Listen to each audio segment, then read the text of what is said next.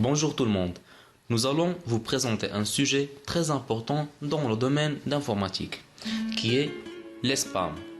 Tout d'abord, on va vous donner une petite définition sur les spams, aussi son histoire et l'origine du terme spam, son contenu et ses objectifs, puis les moyens de lutte contre les spams.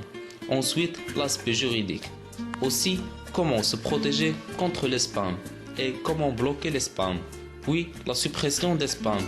Et enfin, des conseils pour prévenir les spams. Le spam, courrier indésirable ou courrier, est une communication électronique non sollicitée, en premier lieu via le courrier électronique. Il s'agit en général d'envois en grande quantité effectués à des fins publicitaires. Aussi, les spams sont des mails non sollicités qui envahissent nos boîtes mail, généralement à caractère commercial. Ils contiennent fréquemment des virus et donc doublement utile de s'en protéger afin de ne pas être envahi par des données inutiles sur sa boîte mail et afin d'éviter l'infection de son PC par un virus ou un spyware. Le premier spam a été envoyé le 3 mai 1978 par Garrett Work, marketeur travaillant chez Digital Equipment Corporation. Il envoya son message à près de la totalité des utilisateurs d'ARPANET, ancêtre d'Internet, vivant sur la côte ouest des États-Unis, soit environ de 600 personnes. Il fit cela sans mauvaise intention, afin d'inviter ses utilisateurs technophiles à une démonstration de la gamme DEC, voulant éviter d'écrire un message à chaque adresse. Elle mit les 600 adresses directement dans le champ destinataire. Les réactions furent vives et constatées. L'administration américaine gérant le réseau condamnant d'office la pratique, la jugeant non conforme aux termes d'utilisation du réseau. Certains préconisent le terme pluriel pour définir les messages inutiles, souvent provocateurs et n'ayant aucun lien avec le sujet de discussion, qui sont diffusés massivement sur de nombreux forums ou groupes de nouvelles, ce qui entraîne une pollution du réseau. En France, 95 des messages échangés courant décembre 2006 étaient des spams. Ces pourcentages varient selon les articles publiés, mais la barre des 90% est toujours dépassée. En mai 2009, Symantec annonce le chiffre de 90,4%. Pour Microsoft, concernant la période de juillet à décembre 2008, la proportion de messages indésirables est de 97%. Maintenant, on va passer à l'origine du terme spam. Alors, spam est une marque créée et déposée par Hormel Foods en 1937. L'origine du nom étant Spiced Ham, jambon épicé, le produit ayant été nommé Hormel Spiced Ham à ses débuts. Cette viande pré-cuite en boîte a largement été utilisée par l'intendance des forces armées américaines pour la nourriture des soldats pendant la Seconde Guerre mondiale et sera introduite dans diverses régions du monde à cette occasion. L'association de spam et de indésirable provient d'un sketch comique des Monty Python intitulé Spam, dans lequel le mot spam désignant le fameux jambon en boîte envahit la conversation et le menu d'un petit restaurant. Il entre dans la composition de chaque plat et est répété à tout bout de champ. Sur l'emploi du terme spam pour parler de courrier indésirable, la BBC fournit l'explication suivante en octobre 1999. Le début d'Internet coïncide plus ou moins avec la diffusion du sketch spam. Parmi les premiers utilisateurs d'Internet, certains étaient des fans des Monty Python, qui connaissaient par cœur les sketchs de leurs humoristes préférés et les répétaient sans cesse. Ceux-ci avaient d'ailleurs créé un newsgroup dédié aux Monty Python. Le sketch spam étant populaire, un message apparut dans ce newsgroup contenant uniquement le mot spam, répété centaines de fois, à la manière du sketch.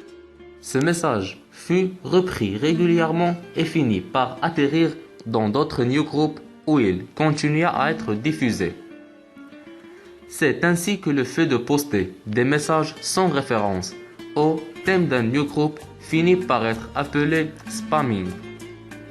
Par opposition aux messages indésirables, les logiciels de filtrage de courrier électronique tels que Spam Assassin définissent comme ham, littéralement jambon, tout message électronique légitime.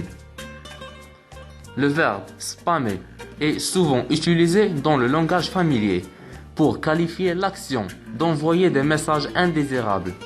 Le mot spammer désigne celui qui envoie ces messages. Maintenant, on va passer à vous donner des idées sur le contenu et les objectifs du spam. Le spam contient généralement de la publicité. Les produits les plus vantés sont les services pornographiques, les médicaments, le crédit financier, les casinos en ligne, les montres de contrefaçon, les diplômes falsifiés, les logiciels craqués et nombre de superstitions, notamment l'astrologie. Les escrocs envoient également des propositions prétendant pouvoir vous enrichir rapidement. Travail à domicile, conseil d'achat de petites actions, penny stock. Les lettres en chaîne peuvent aussi être qualifiées de spam. Et parfois aussi, mais de plus en plus rarement, il s'agit de messages d'entreprises ignorantes de la netiquette qui voient un moyen peu coûteux d'assurer leur promotion. Certains messages indiquant qu'un courriel n'est pas arrivé à destination peuvent également être qualifiés de spam lorsque le message d'origine n'a pas été envoyé par vous-même, mais par exemple par un virus se faisant passer pour vous. Enfin, la dernière forme de spam, l'hameçonnage ou phishing, la pêche à la ligne, consiste à tromper le destinataire en faisant passer un courriel pour un message de sa banque ou d'un quelconque service protégé par mot de passe. Le but est de récupérer les données personnelles des destinataires, notamment des mots de passe, un numéro de la carte bancaire, en les attirant sur un site factice enregistrant toutes leurs actions. Après avoir connaître le contenu et les objectifs du spam, on va passer maintenant aux différents types de spam. Nous avons deux types de spam. D'abord, on a le spam pour escroquerie, qu'il s'agit d'un exemple classique de spam qui repose sur le principe suivant. Le message demande de l'aide afin de transférer des fonds depuis un compte en banque. Le destinataire, supposé compatissant, est censé faire l'intermédiaire pour la transaction. Ensuite, on a le spam publicitaire. C'est l'une des formes les plus courantes de spam, consistant à l'envoi en masse d'un message publicitaire. Les auteurs de ce spam utilisent souvent frauduleusement les sources informatiques d'autrui via des machines zombies, car la génération automatique de millions d'adresses destinataires nécessite une large bande passante et une certaine puissance de calcul. Le spam continue d'exister et de prospérer grâce aux revenus qu'il peut engendrer, ce qui motive certains commanditaires car près de 11% d'internautes admettent avoir acheté un produit à la suite de la réception d'un spam publicitaire, d'après une étude de Sofo. Alors, quels sont les vecteurs du spam? Le spam peut s'attaquer à divers médias électroniques, par exemple les courriels, les forums de discussion de Usenet, et aussi les moteurs de recherche et les wikis, les messageries instantanées et les blogs. Après avoir les vecteurs de spam, on va vous présenter les moyens de lutte. La lutte contre le spam s'articule autour de quelques grands axes. En restant anonyme, par exemple, en évitant de communiquer son adresse de courrier électronique ou en la maquillant. En compliquant l'envoi de messages en masse, par exemple en demandant de saisir un code de confirmation. En triant les messages reçus pour séparer le spam des messages légitimes. En identifiant et en condamnant les polyposteurs. En installant des logiciels anti-spam. On passe maintenant aux aspects juridiques. dans quelques pays du monde. Premièrement, dans l'Union européenne.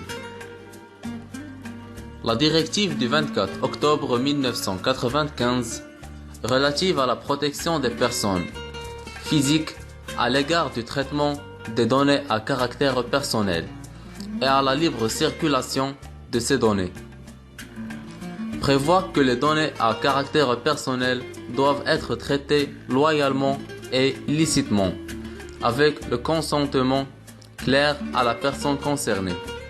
Ces données ne peuvent être collectées que pour des finalités déterminées et explicites.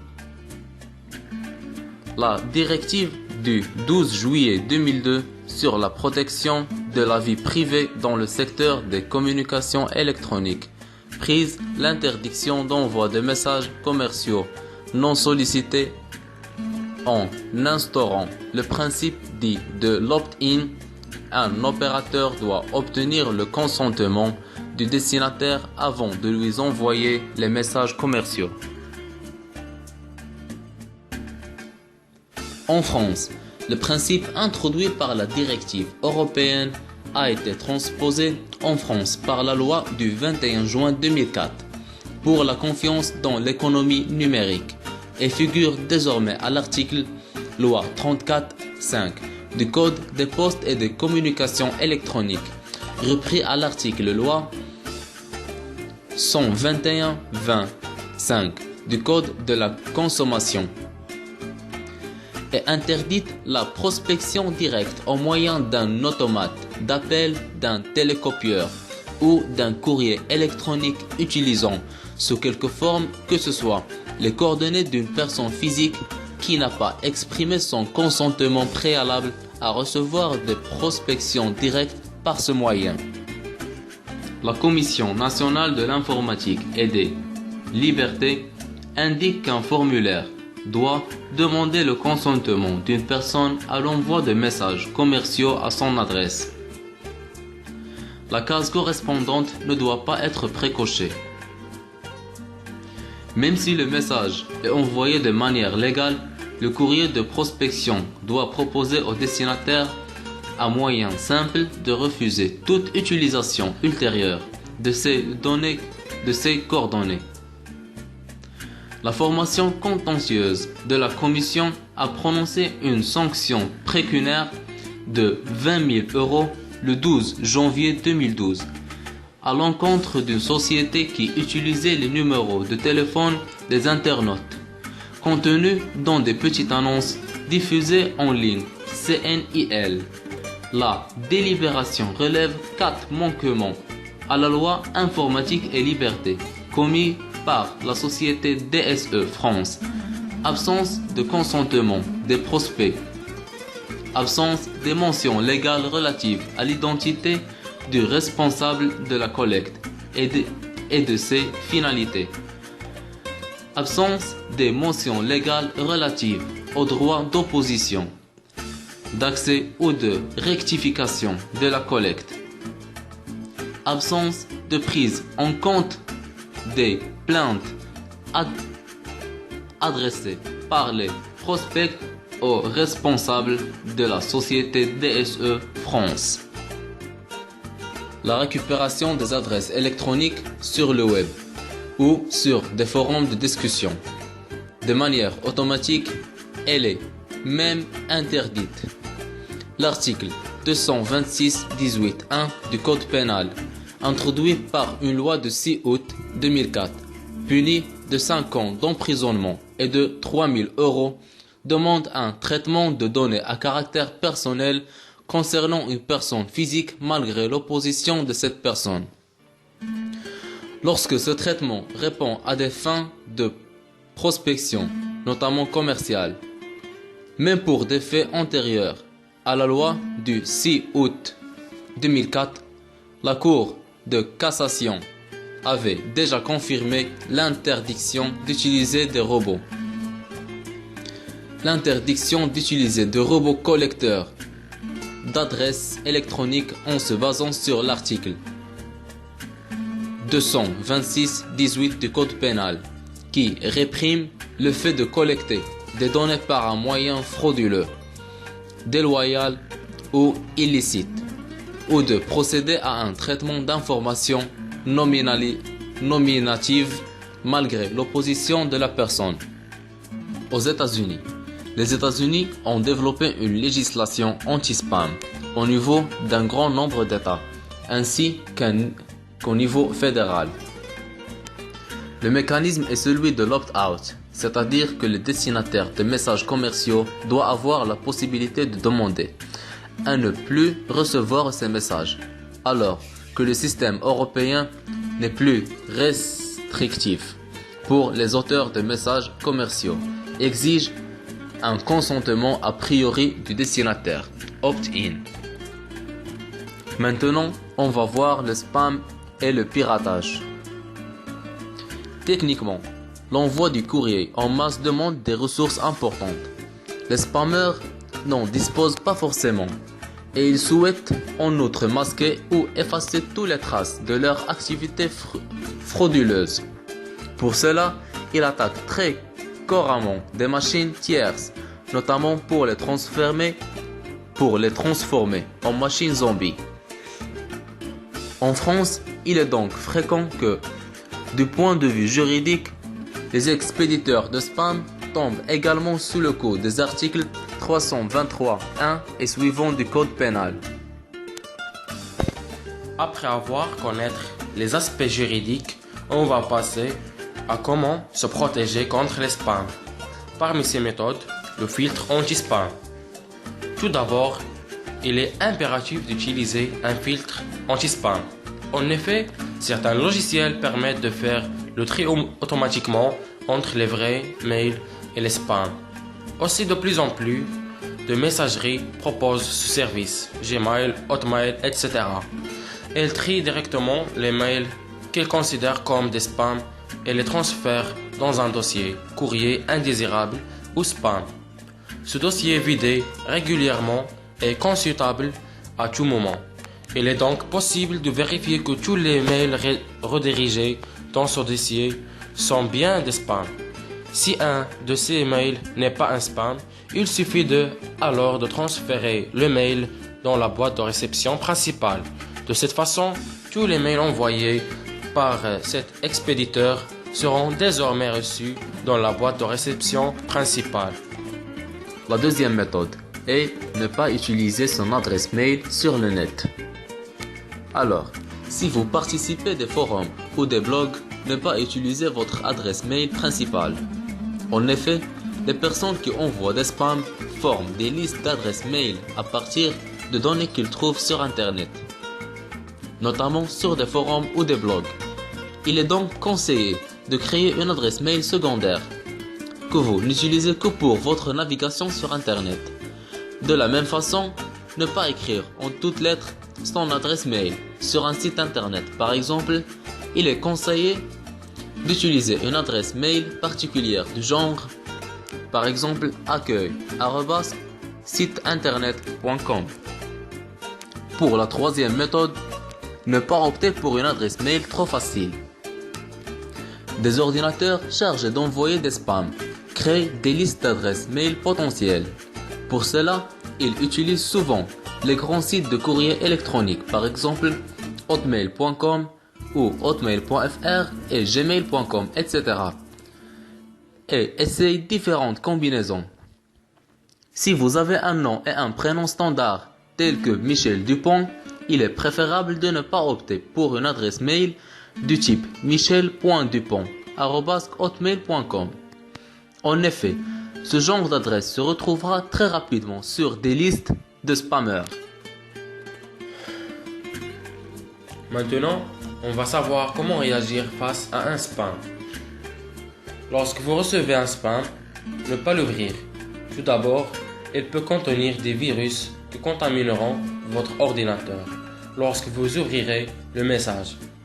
Aussi, si vous utilisez une messagerie de type Outlook, ne pas afficher la prévisualisation du message car cela peut suffire pour être contaminé. Il est préférable de les transférer directement dans sa corbeille ou de les transférer vers le dossier courrier indésirable. Dès lors, tous les messages provenant de cet expéditeur iront directement dans ce dossier. Ne jamais rien acheter à partir d'un spam.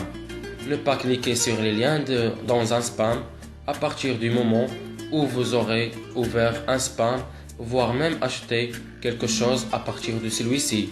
Les spammers seront certains que vous utilisez votre boîte email et continueront à vous inonder de messages commerciaux non sollicités. Aussi, ne jamais répondre à un spam. Même pour demander de ne plus recevoir ceci, cela ne fera aussi que confirmer le fait que vous utilisez bien cette adresse mail. Sur un site internet, ne pas donner son adresse sans savoir comment cette dernière sera utilisée. Toujours décocher les cases, autoriser tel site à vous envoyer ses offres promotionnelles, etc. Maintenant, on va voir comment bloquer le spam. Voici quelques conseils simples à suivre pour réduire le nombre de messages électroniques indésirables arrivant dans votre boîte aux lettres chaque jour. Nous en avons tous assez d'ouvrir nos boîtes aux lettres et de supprimer des douzaines de messages électroniques.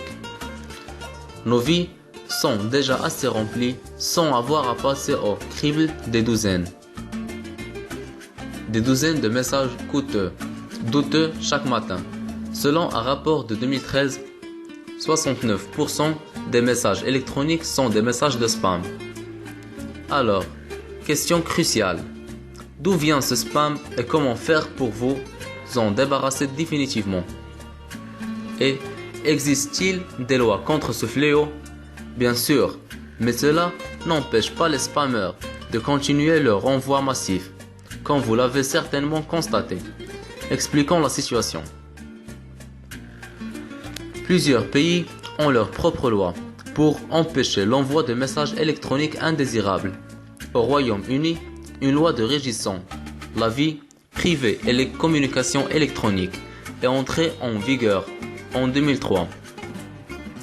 Elle stipule clairement que vous devez donner votre accord avant qu'une société que vous envoie du courrier électronique marketing, à moins qu'une relation existe déjà entre vous et la société en question. Des lois similaires existent en France, Espagne, Italie et en Allemagne. Mais attendez, dites-vous comment est-ce possible? Vous n'avez jamais entendu parler de ces sociétés qui vous envoient ces messages et vous n'avez jamais accepté qu'elles inondent votre messagerie. Et pourtant, ce scénario est possible car la plupart de ces messages de spam proviennent de l'extérieur de l'Europe. Alors, soit les lois ne s'appliquent pas, soit les expéditeurs de ces messages choisissent d'ignorer les règles. Les spammers n'ont pas de scrupules.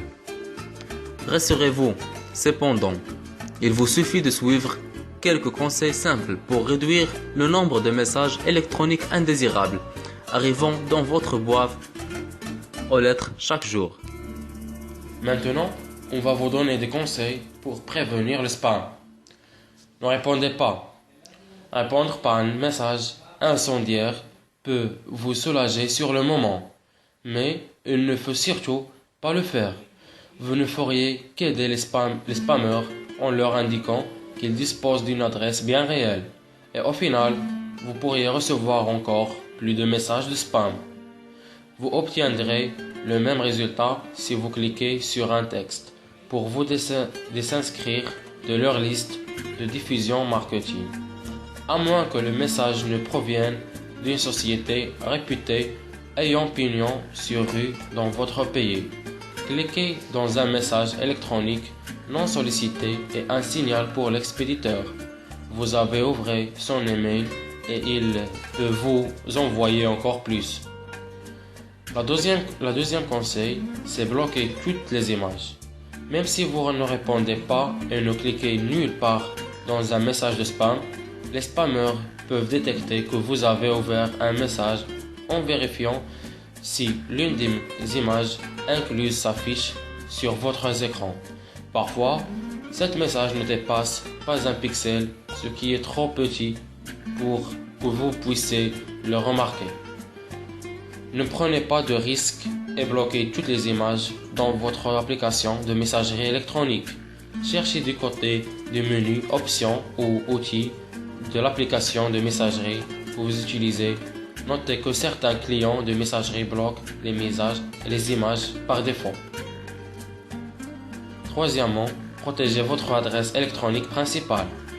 S'il vous est arrivé de participer à un concours en ligne ou de répondre à un forum avec votre adresse électronique, vous avez probablement ouvert votre boîte aux lettres à tout le courrier électronique indésirable que vous recevez.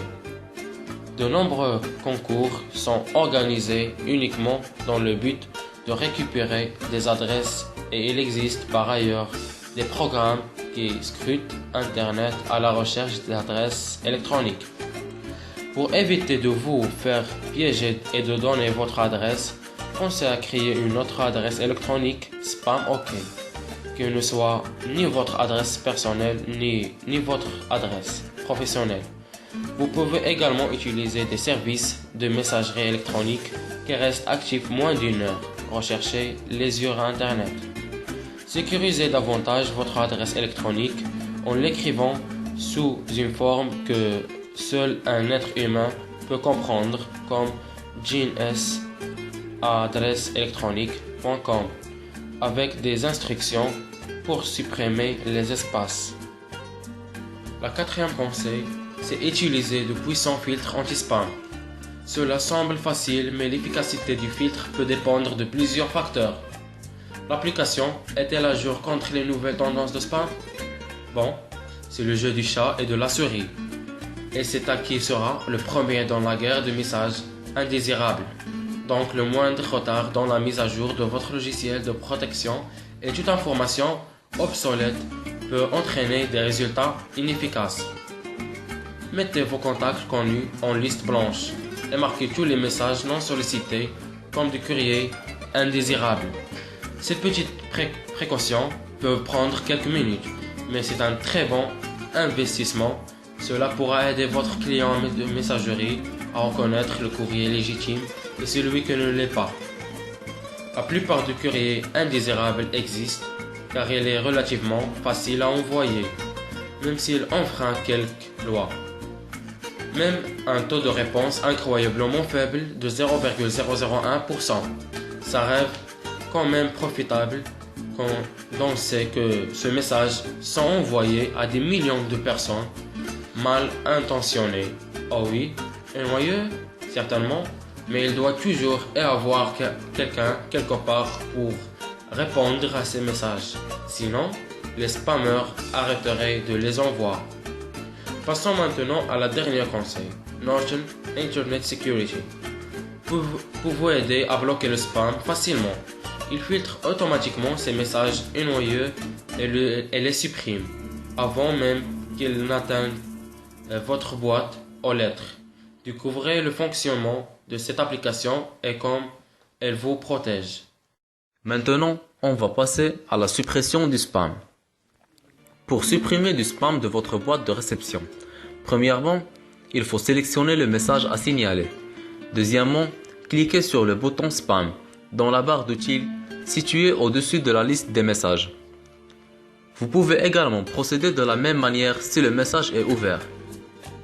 Et pour supprimer définitivement un spam, cliquez sur le lien spam sur le côté gauche de la page Gmail. Si le lien spam n'apparaît pas sur la gauche de votre page Gmail, cliquez sur le menu déroulant plus sous la liste des libellés. Deuxièmement, sélectionnez les messages à supprimer et cliquez sur supprimer définitivement. Troisièmement, vous pouvez également supprimer tout le contenu du dossier spam en cliquant sur le bouton supprimer tous les spams maintenant. Pour vous identifier de messages indésirables, plus notre système est à même de vous en débarrasser.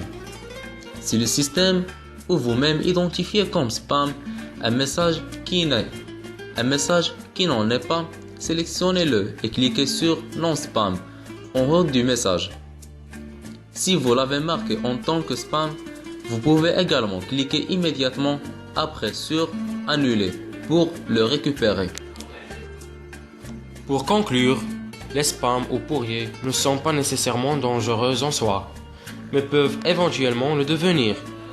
Ces mails intempestifs sont surtout une source d'énervement, sans fin pour tous les internautes. Merci beaucoup d'avoir regardé notre vidéo. N'hésitez pas de cliquer sur j'aime et de s'abonner à notre chaîne. Je vous remercie une autre fois pour votre attention.